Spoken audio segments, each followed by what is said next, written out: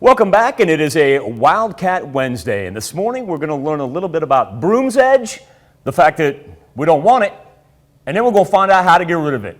And that's why we're kind enough to be joined from the K-State Research and Extension Office by Wendy Powell. That's Wendy there on the left, and on the right, Aaron Hibbs. Aaron and Wendy, I want to thank you so much for joining us this morning.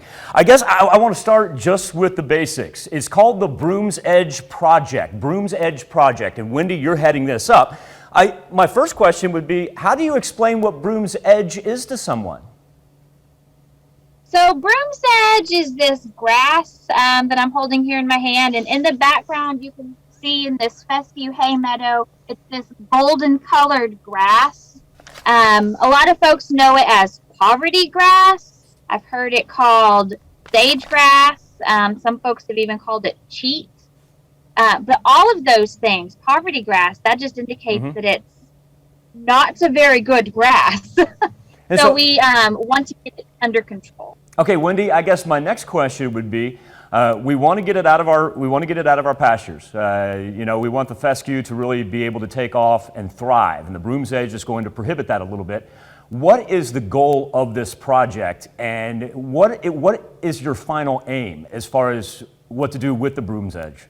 Yeah, so we've known the poverty grass, the Broom's Edge, is an indicator of low fertility in our soil.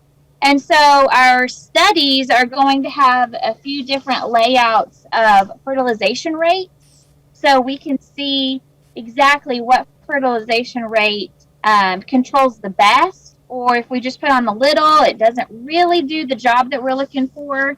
And we've got these sites spread across 4 different counties right now, so it's a pretty big project.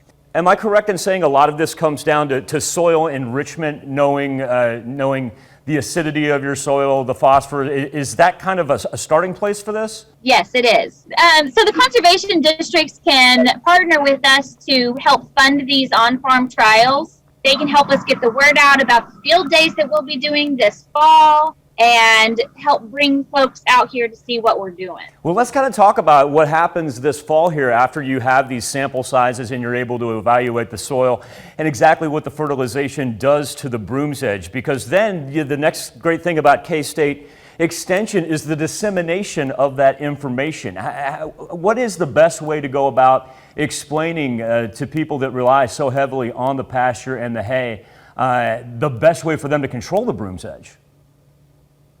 So that's what we're going to have some field days in the fall, and hopefully next year as the project takes off, we'll be doing these field days a couple of times a year. We'll let folks know, hopefully when we have work days out here, when we're doing things, so that folks can just stop by and chat with us if they'd like to. We're also hoping to get this as a study, as a whole research project, to get it published. So it should be a pretty solid information base. So I'm going to have it as just programming in general, so anybody that has questions can call us. But really, this is going to be a boots on the ground. Folks can just come out and take a look around and really see what's going on. Not to put you on the spot, because I know you are extremely busy, but would it be okay that if we check back in your progress here when fall rolls around, and maybe some preliminary ideas that you and Aaron may have? Yes, we would love that. We hope to be chatting with you quite a bit.